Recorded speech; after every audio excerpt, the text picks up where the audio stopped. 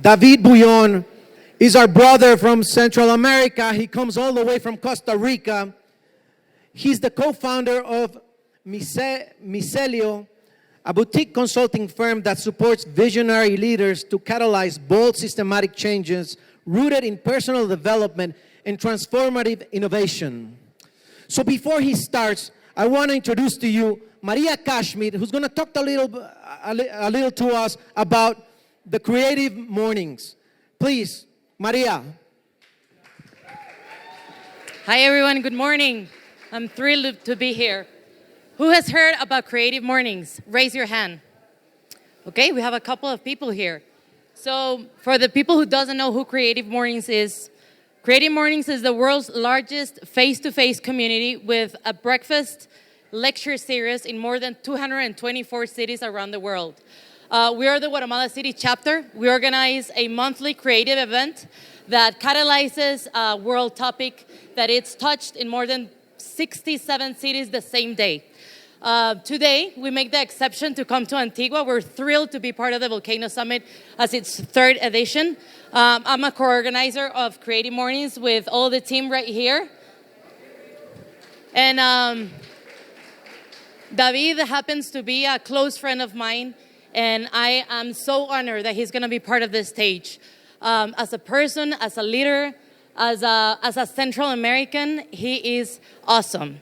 So the topic around the world that is touched this month is deepness, depth. So please give him a warm applause.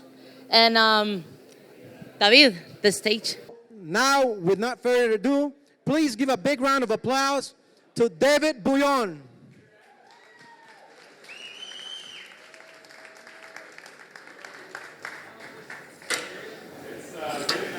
Here with everybody. Can you guys hear me? No.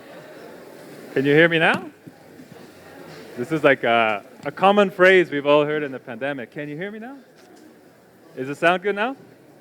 No? Yes? No? See? Okay. Well, first I wanted to really thank the Volcano Summit and Creative Mornings for creating this space for us to really connect over a topic that I found to be really important in my own life. And I really want to start this story here.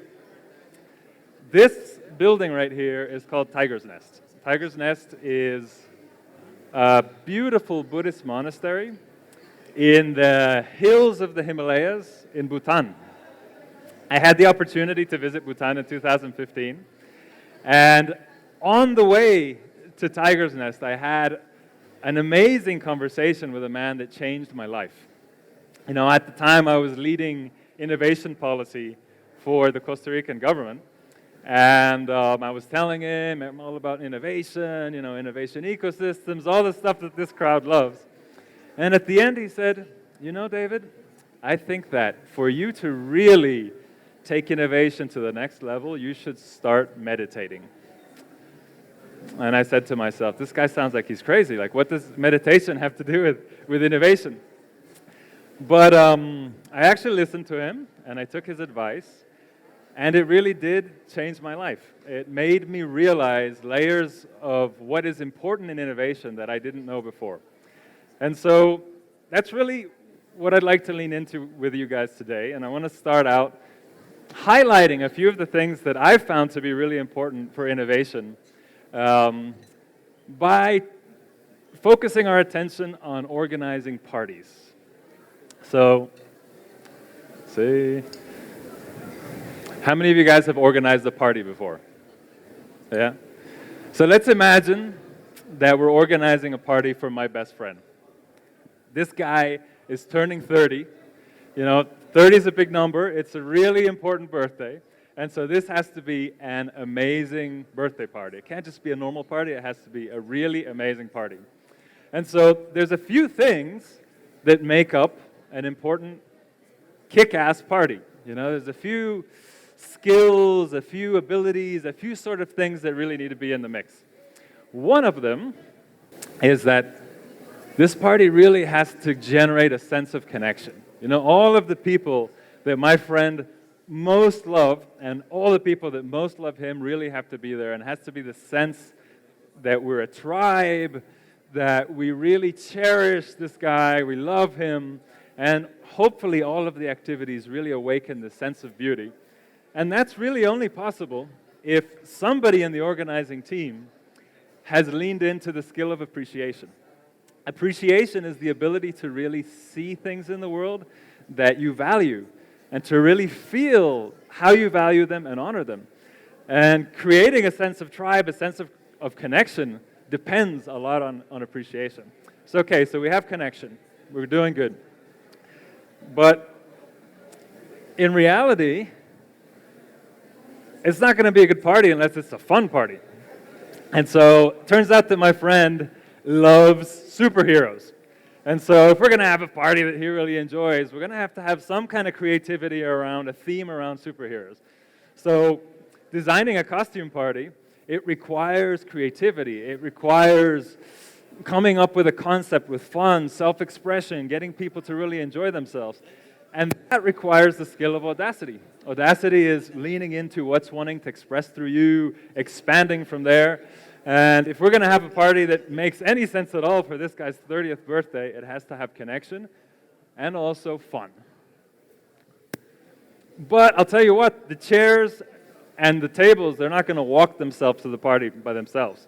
We also need to have some planning, some logistics, a lot of the food, the sushi bar, all this amazing stuff we're going to have. There needs to be planning, logistics, process, somebody who has a mind for processes behind that. And that's the skill of what we call commitment, the ability to really observe your behavior and organize it in order to be able to make progress. So, okay, we have a nice organized party, we have connection, we have fun. But let me tell you what, since this guy has been a little kid, he has always talked about how he would love to have a water slide going from his deck into the lake, into the pond next to his house. So we've decided that this is going to be the excuse that we need to make this happen. But there's only a small problem, which is that none of us have any idea how to make a water slide. So this is going to require some research. We're going to have to figure out, how do we make a water slide? We're going to have to experiment. How does this actually really sustain the weight of a human being? We're going to have to figure out how to explain to people how to use this water slide. So this really requires the skill of curiosity, which is leaning into and understanding and observing our own ideas with, certain openness for them to evolve as we experiment and learn. But it turns out that there's a lot of very different people that are going to have to go down this water slide. Because my friend has a very, very diverse group of friends. He spent some time in Jamaica and has a Rastafari friend who he really loves and respects a lot. He's worked with indigenous communities. He has a few friends that are mothers. He has a friend who has a visual disability. And he's spent some time at a monastery and has a friend that's a monk. How do you organize a party that actually is going to be fun for all of these people?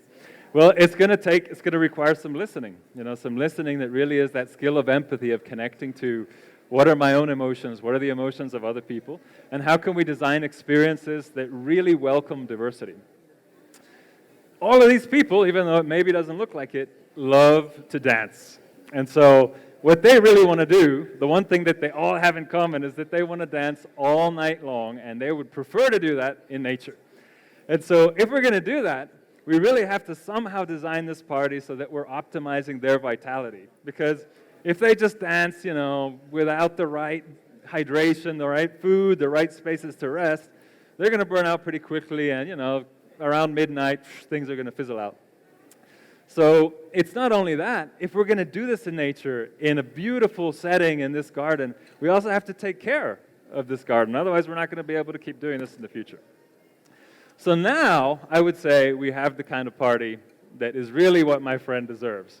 We have these 6 ingredients. We have connection, we have expansion and fun, we have planning for progress, we have curiosity for learning, empathy for inclusion, and bio-awareness that really allows us to optimize for vitality. Why am I telling you all this? I'm telling you all this because in my experience, the art of organizing a birthday party is not that different to the art of leading an organization or making a startup successful. You really need to have that same mix of different abilities, that same different mix of ways of leaning into the world in order to create a really impactful, awesome organization. So there's a challenge though, and the challenge is that most of us actually are not really that good at leaning into all these different ways of seeing the world. We're maybe good at one or two of them, but it's actually as challenging as juggling 6 balls to try and really lean into fully doing all of these things. And that is where we come back to our monastery. Because there's one skill, equanimity, that somehow is helpful in learning to lean into and balance and welcome all the others. And so, what is equanimity, you may ask? Well, equanimity is an ability, it's a skill that actually has existed for a very long time. There's people, monks and nuns, that have really refined and developed the art of how you cultivate equanimity over thousands of years, really. And at the core of building equanimity, there's something that we're all familiar with. You know, a lot of us, most of us, probably all of us, there's things in life that we feel very attached to, and there's things in life that we just really don't want to have anything to do with, and that we reject completely. The thing is, a lot of this, for most of us, actually happens subconsciously. We don't even realize that we're going through life clinging and attaching to certain things, and at the same time rejecting others. And that life is really a life on autopilot. If you think about even the best of artificial intelligence today and the kinds of robots that we have today are really reacting to their surrounding based on the programming that they have. You know, software programs, there's a lot of you here today that know a lot more about this than I do. But if we're living through life reacting by either clinging and attaching to things or rejecting them unconsciously, do we really have free will? Do we really have choice? Do we really have the space to innovate? And so, equanimity is about observing the things that happen in our lives, but observing them with mental stillness. So, neither clinging to them nor avoiding them.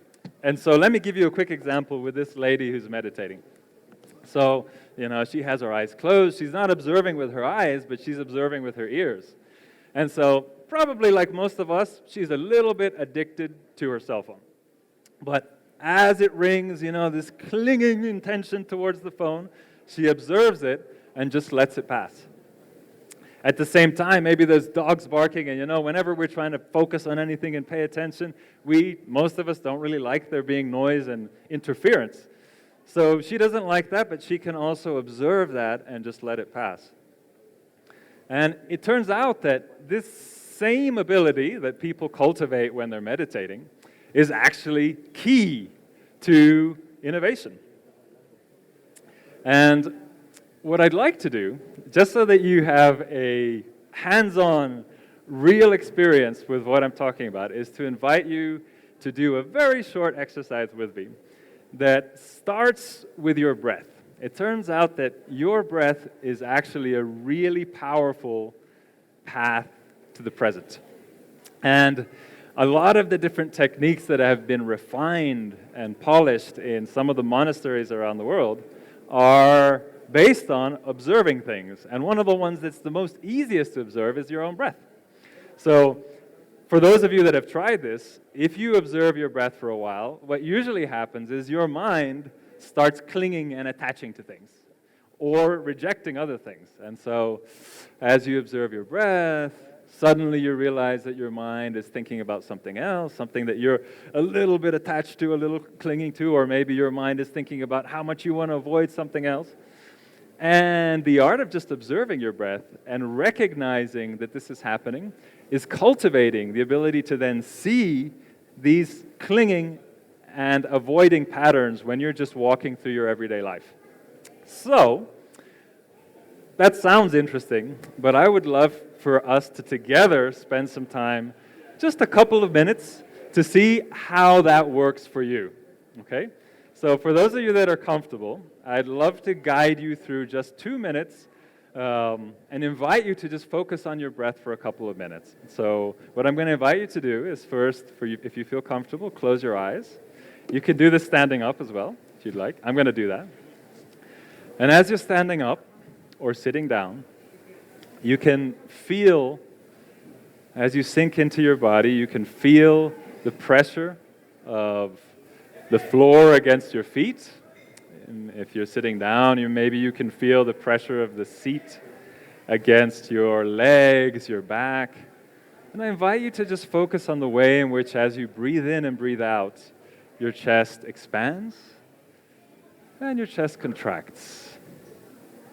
And now I invite you to focus your attention on your nostrils and the way in which, as you breathe in, air is coming in through your nostrils into your lungs.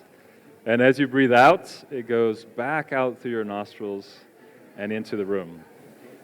So what I'm going to invite you to do is to just simply focus on your breath and do something very simple, which is as you're watching your breath come in and out of your nostrils, to try and count 10 breaths. So I'm just going to give you a couple of minutes to try and count 10 breaths with your eyes closed as you focus on your breath. And we'll see how that goes, okay? Start when you're ready.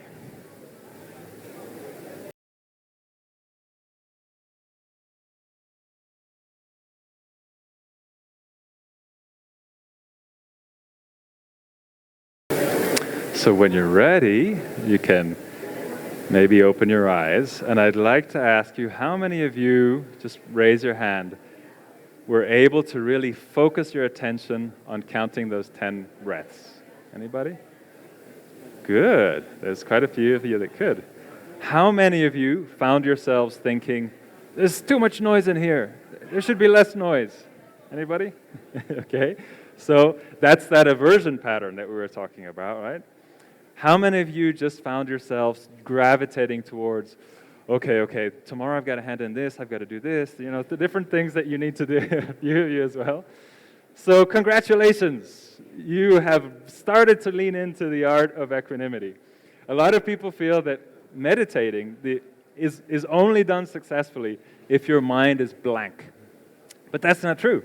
Really, the point of meditation is for you to be able to notice what your mind is going towards and then to bring it back. As you learn to do that, then you learn to bring it into your real life, not just as you're sitting down in a chair watching your breath. So doing this is important because it allows us to lean into life on equanimity. So if life on autopilot was simply reacting to wherever my mind is clinging, then life on equanimity is really more about responding. And so if you're able to tell that your mind is going here and mind is going there, but instead of acting on it by running automatically in one direction or saying things in another direction, you have at least a microsecond to notice that that's what happened. Then you're no longer running on autopilot. Now you have freedom to come up with creative responses in the present. So why is this relevant to innovation? This is relevant to innovation because the truth is that a lot of what we consider to be innovation today and what we're mentored to foster and the different things that we hear in a lot of what we've learned about innovation is really mostly focused on audacity, commitment, and curiosity. And so let me share with you some of the mental noise that I experience when I'm connected to audacity, commitment, and curiosity. If I'm really connected to audacity, then maybe it's like, okay, yeah, this is really what I'm good at. I need to just step out of my comfort zone, lean in, develop some skills. Nope, it's not that. Let's place some clear barriers here. It's not this, it's not that. I don't want you to distract me. I'm going to keep going. Oh, let me just position what I'm doing. Let's expand it. Let's grow. Now I really feel like I'm empowered. I'm free. Audacity. That is super important in entrepreneurship. It's super important in innovation. But actually, a lot of us, that's kind of the only kind of mental chatter that we have. The only voice is pulling us in that direction. And it could be that as I'm expanding and positioning myself and leading and really making a difference in the world, maybe I didn't quite lean into listening to my clients enough or my users enough. And it could be that in that process, there might have been something that I could have done differently that would have made it so that what I was doing and my amazing form of self-expressing could really be more useful to them. So if I'm clinging to Audacity because my mental patterns are just doing that, then maybe empathy, I'm not really listening to its voice. Let's try commitment and see if any of you relate to this one. Maybe it's like, okay, wow, I have this amazing vision, great, okay, let's set some goals. Now I'm going to take consistent action towards them, bring in some agile methodologies, and make consistent steps. Ooh, there's a deadline, I'm feeling a little anxious. Oh, we achieved it, we got to our goal, yes, sense of achievement. And so that's really the kind of emotions and thoughts that are around commitment. And that also is super important if we want to get anything done. But what would happen if, in the midst of listening to that noise, for example, we're ignoring another little voice down here that's saying, hey, why are you feeding me all this garbage? When are we going to sleep? The voice of bio-awareness we maybe could be ignoring. And so if we're clinging just to Audacity, if we're clinging just to commitment, then some of these other voices might be left unheard. And the last one, this is me. Oh, okay, interesting. That's an interesting thing. Maybe what about this? I think if we follow this, maybe if we include this technology, I can get some answers. This sounds like this could really work, but I have this other question, so let's keep exploring, experimenting, doing some R&D, developing products. That's the voice of curiosity, and that's also super important for innovation. But maybe in the midst of following that voice, I somehow disconnect from the fact that, hey, part of me just wants to spend time with my friends, build a dynamic with my team. And so what happens in our innovation and ecosystem world today is that, first of all, we have to celebrate that we're really good at these three things.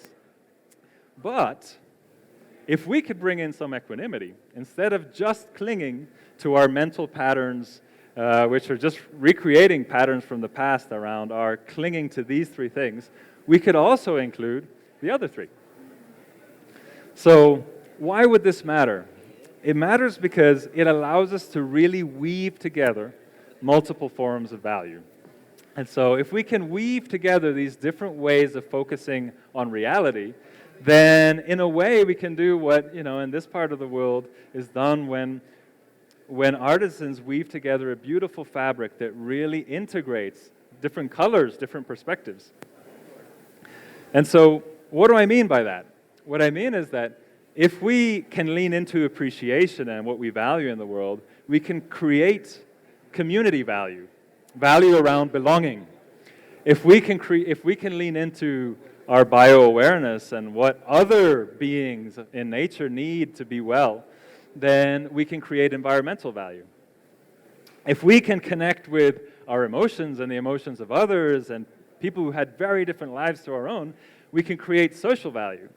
And those three can complement forms of value that perhaps are more familiar to us, like the economic value of having a clear and unique value proposition, or the economic value of being able to scale because we're very productive in the way we're working, or the value in incorporating knowledge and technology. But there's also another little gift in being able to lean into equanimity, which is that it allows us to really thrive by welcoming all layers of who we are as human beings. Some of you may have heard of positive psychology. It's the whole area of research that really has revealed what it takes for human beings to be well. And it turns out that what we need is exactly the same thing that the world needs for us to be able to combine these multiple forms of value. So if we're able to lean into appreciation, we can build relationships, have positivity, and that brings joy into our lives. If we can lean into audacity, then we can really feel engaged in what we're doing, and that brings a sense of freedom, a sense of empowerment. If we can bring in commitment, then we can set meaningful goals and achieve things and really have a sense of fulfillment. And if we bring in curiosity, we can learn, have a sense of mental expansion. Empathy can bring harmony and a sense of interconnectedness with others. And if we have bio-awareness, it allows us to really honor the vitality of our body and feel energetic. So this all sounds good, but maybe like how do we actually implement it in practice is a question you might have on your mind. And so I just wanted to tell you a couple of projects that I'm involved in that are really bringing this into reality. So my company is called Micelio. What we do is we support organizations that have a really audacious vision of systems change and that know that in order to be able to achieve that, they have to actually go through, as a team, a personal transformation that means bringing in a lot more equanimity. And so what's been amazing is that this school, True North, has had this vision of helping kids really learn how to navigate the world in a way that allows them to really bring well-being into their lives and at the same time become transformational leaders. And so what we've done is we've come up with a program called Awaken Your True North, where every day for 20 minutes they have a really meaningful experience, most of the time through playing a game, where on Mondays they focus on appreciation, Tuesdays audacity, Wednesdays commitment, Thursdays curiosity, and Fridays empathy. And there's moments to really observe their breath. With these kids, it would be too challenging to ask them to do what I asked you to do. But they can observe these ducks going up and down on their belly as their breath comes in and out. And then the whole school is infused with an environment that's conducive to vitality. So imagine if more organizations like True North really incorporated these ways of viewing the world in their services. And what's amazing is also just to see the way in which the staff have actually gone through the same games that the kids are going through and how it's making such a huge difference in how happy they are, how fulfilled they are at the school. So actually, this program has been so successful that it's spun off into a startup itself. So we've launched a startup called Awaken Your True North that's bringing this to other parts of the education system. And in the process, in our own journey and in engaging with other entrepreneurs, we realized that there's really a lot of entrepreneurs, a lot of innovators, a lot of people who are directing innovation in their companies that are sick of this story of having to really be in survival mode, of being in survival mode to get things done, to go ahead, to innovate, to achieve, to sell, when in reality there's a way of leaning into innovation that really honors our personal thriving. So what we've done is we've launched actually last week an incubator called Resource. So Resource is about somehow being an entrepreneur that reconnects to the source of where innovation really comes from. And for now, we're focusing it on folks who have the same belief that we do in that a lot of these different skills and ways of leaning into reality and innovation can perhaps best be utilized in this moment to regenerate our planet. So I want to leave you with three main invitations. The first is run your organization, your startup, as a kick-ass party. First of all, it should really be fun. But make equanimity the cornerstone of your innovation strategy. And that means that you'll be able to bring innovation into your company in a way that brings well-being to your entire team, and that also really helps you contribute to building the thriving world that we all want. Second, you don't have to do everything. You don't have to be good at everything. If you can lean into equanimity, then what's most important is not necessarily for you to be an expert at all of the stuff around audacity and selling and positioning and all of the stuff around commitment and agile methodologies, but to recognize that each of these different perspectives are important. If you can do that, then you can invite different people who have various superpowers into your team to make sure that you have a balanced team. And the third invitation that I'd like to make you is that you might want to consider starting your day by watching and observing your breath. Really, your breath can become a portal, can become a channel to help you connect with a source, with a deep source of game-changing innovation that really is going to make a difference in the world. So thank you very much.